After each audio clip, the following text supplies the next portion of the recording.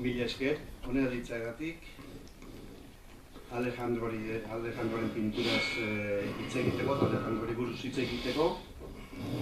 Guretzako plazer bada, ezagutzeko aukera izan genuen, bere estudioan ordu batzuk egiteko ere bai, bere lan egiteko moduaz eta hitz egiteko, bere kezkak ezagutzeko, eta batez ere gizon bat pintorea zena, pintore hona zena, baina gizon bat ezagutzeko aukera aparte izan genuen, eta bueno, pixkat hartaz ere hitz egiteko. Nik ezagutu nuen bera 1974ean edo horrelakon bat, Tolosan egin zen lehendabiziko euskal kulturaren 15 aldian. Eta han erakusketa bat jarri zuten euskal pinturarena eta bere kuadro batzuk eta ere bazien tartean, eta han ezagutu nuen. Baina gero pasatuko ziren 10 bat urte bere ezagutu gabe, edo berarekin egon gabe.